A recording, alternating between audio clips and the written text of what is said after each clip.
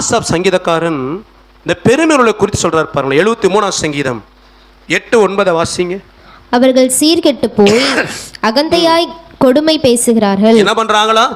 அகந்தையாய் கொடுமை பேசுகிறார்கள், இருமாப்பாய் பேசுகிறார்கள். தங்கள் வாய் வானமட்டும் எட்ட பேசுகிறார்கள். அவர்கள் நாவு பூமி எங்கும் உலாவுகிறது. அப்படின்னா என்ன அர்த்தம்னா, எல்லாம் தெரிஞ்ச யாகாம்பரம் மாதிரி பேசுறதாம். அல்லேலூயா. வாய் எங்க எட்டுதான்?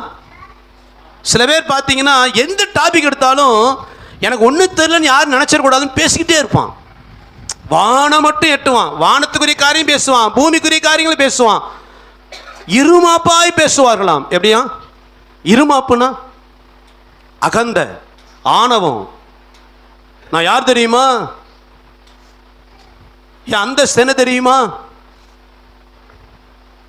என் வார்த்தை அடுத்தவங்களை காயப்படுத்துதுங்கிறத உணராம கொடுமையாய் அகந்தையாய் பேசுவது பெருமையின் அடையாளமாம். உங்களை ஆண்டவர் எந்த அளவுக்கு உயர்த்தினாலும் உங்கள் வாயின் வார்த்தைகள் தாழ்மையாக இருக்கட்டுங்க. ஒருவேளை உங்களுக்கு இருக்கிற திறமைகளை மேன்மைகளை புரிந்து கொள்ளாமல் சில பேர் உங்களை மட்டுப்படுத்துகிறாங்களா, உடனே நான் யாருன்னு காட்டணும்னு சொல்லி பேசாதீங்க. அமைதியாக இருந்துங்க. கர்த்தர் வழக்காடுவார் உங்களுக்காக. சில நேரத்தில் நீ வேலை செய்கிற இடத்துல உங்கள் திறமையை புரியாமல், உங்கள் மேன்மையை புரியாமல், உங்களுக்கு இருக்கிற கிருபைகளை புரியாமல் அநேகர் மட்டுப்படுத்தி பேசலாம். அதற்காக கொலாயடி சண்டையை போல நான் யார் தெரியுமா, என் பேக்ரவுண்ட் என்ன தெரியுமா, என் திறமை என்ன தெரியுமா, வார்த்தைகளை விடாதீங்க. அமைதியில் உட்காந்துருங்க. நீங்கள் என்ன ஆகும்? 16 அதிகாரம் வாசித்து பாருங்க. கோராகுங்கிற ஒரு மனுஷன் ஒரு கூட்டத்தை கூட்டிட்டு மோசைக்கு விரோதமாக வருவான். அவனுடைய பேச்சோடைய சாராம்சமே என்னன்னா, மோசே மட்டுமா பரிசுத்தவான்? நாங்களும் யார் தான் பரிசுத்தவான்கள்? மோசேட மட்டும் தான் கர்த்தர் பேசுவாரா? எங்கள்கிட்ட பேச மாட்டாரா கர்த்தர்? ஆகவே நாங்களும் மேன்மையானவர்கள் என்று மோசையை மட்டுப்படுத்தி, ஆரோனை மட்டுப்படுத்தி கோராக ஒரு கூட்டமும் எழும்பி பேசினது. இவன் வளவளன்னு பேசுறான். யாரு? கோராகும் கூட்டமும். மோசே பேசவே இல்லைங்க. கர்த்தர் சோதனை உட்காந்துட்டான். கர்த்தர் சொல்லுவாரு, எல்லாரும் விலகி போங்க, பூமி பிளந்தவன் என்ன செய்தரும். அதன் மூலம் மோசையோடு கர்த்தர் இருக்கிறார் என்பதை கர்த்தரே விளங்க பண்ணினார்.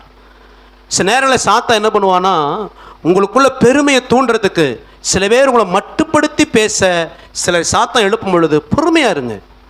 நீங்க யார் என்பதை கர்த்தர் விளங்க பண்ணுவார். உங்க மேல இருக்கிற கிருபை, உங்க மேல இருக்கிற அபிஷேகம், உங்களுக்குள்ள கர்த்தர் வச்சிருக்கிற தாளந்துகள் கர்த்தர் நிச்சயம் விளங்க பண்ணுவார். உங்க வார்த்தையில மாத்திரம் பெருமையை விட்டுறாதீங்க. பெருமை வெளிப்பட்டுச்சுன்னா மற்றவர்களை காயப்படுத்தும். நம்மை அறியாமலேயே தேவனை மட்டுப்படுத்தி நம்மளை உயர்த்திடுவாங்க. சில நேரத்தில் நமக்குள்ள பெருமையாக நம்ம பேசுறோம். என்ன அர்த்தம்னா, எனக்கு தந்தது ஆசீர்வாதம்னா கர்த்தர் என்று அவரை உயர்த்தாம அவர் டம்மி ஆக்கிட்டு என்னை நானே உயர்த்திக்கிட்டேன், என்னை இந்த நிலைமைக்கு நான் தான் காரணம், என் பேக்ரவுண்டு, என் குடும்பம் என்று நம்மை உயர்த்துவது தேவனை மட்டுப்படுத்துவதற்கு அடையாளம். உங்க வாயின் வார்த்தையில பெருமை வெளிப்படாம பார்த்துக்கணும். இந்த பெருமை என்ன செய்யும்னா, சீரிய படைத்தளபதி நாகமான், அவனுக்கு பயங்கர குஷ்டம் எவ்வளோ ட்ரீட்மெண்ட் எடுக்கிறான், சரியாகலை. நீ 2 ராஜாக்கள் 5 அதிகாரம் வாசிக்கும் போது நாகமான் வீட்டில் ஒரு யூத பெண் அங்கே இருக்கிறா, வாலிப பிள்ளை இருக்கிறா, இஸ்ரேல் தேசத்தை சேர்ந்தவ. அவர் சொல்கிறா, எங்கள் ஊரில் எங்கள் நாட்டில் எலிசான்னு ஒரு மனுஷன் இருக்கிறாரு, அவர்கிட்ட போய் ஐயாவை பார்க்க சொல்லுங்க, அவர் என்ன பண்ணிடுவார், குஷ்டரோகத்தை சரி பண்ணிடுவார். உடனே நாகமான் என்ன பண்ணுவான், நேராக எலிசா வீட்டுக்கு போவான். எலிசா வீட்டு வாசலில் போய் நிற்பார்.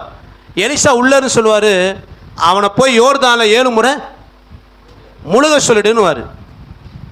இவன் என்ன பதில் சொல்லுவான்? 2 ராஜாக்கள் 5 அதிகாரம் 11-12 அவர் வெளியே வந்து என்னை தொட்டு அப்படியே தடவி, இன்னைக்கு அப்படிதான் நடக்குது இல்லை, ஜெப எண்ணெய் எடுத்து அப்படியே தலையிலேருந்து கால் வரைக்கும் என்ன செய்கிறான், நீவி விட்டு தடவி விட்டு ஆர்த்தோ வேலையெல்லாம் பார்த்து இவன் அப்படிதான் நினைக்கிறான் நாகமான்.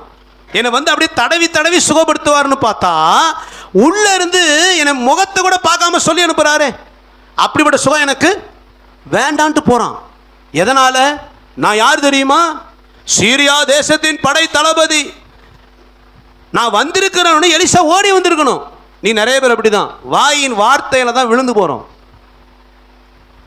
ஒரு அற்புதத்தை இழந்து போகிற நிலைமைக்கு தள்ளப்பட்ட நாகமான் வார்த்தையினால். உங்க வாயின் வார்த்தை எப்படிங்க இருக்குது? உங்களை குறித்து பெருமையா பேசுறீங்களா? உங்களுக்குள் இருக்கிற கர்த்தரை குறித்து பேசுறீங்களா? உங்களுக்கு இருக்கிற ஆசீர்வாதங்களை குறித்து மேன்மையா பேசுறீங்களா?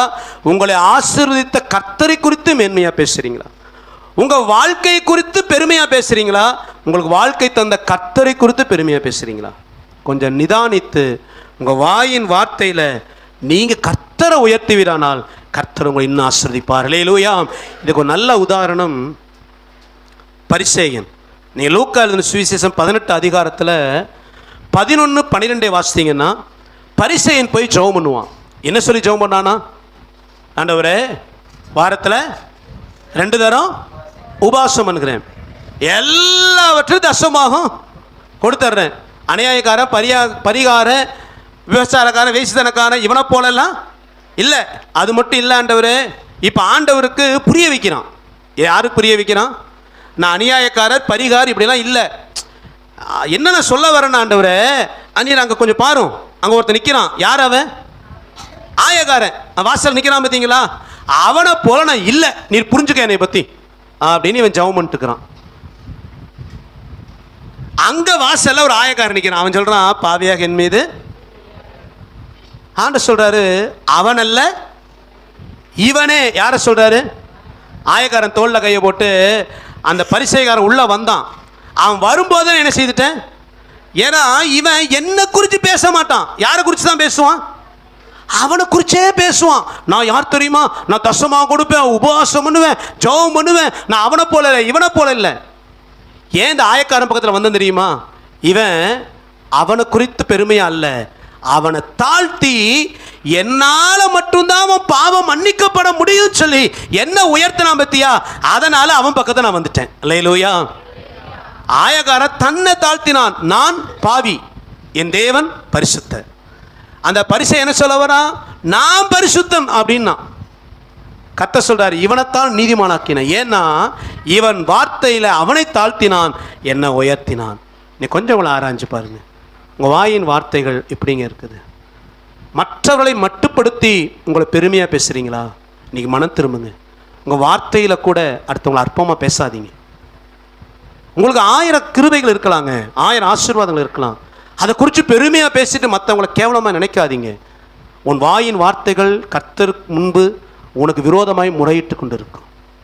நீ மற்றவங்களை கேவலமாக பேசி உன்னை உயர்வாய் பேசுகிற அந்த வார்த்தையெல்லாம் ஆசீர்வாதத்துக்கு தடை. மற்றவங்களோட மேன்மை கர்த்தர் வச்சிருக்கிறாரா? கிருபைன்னு சொல்லு.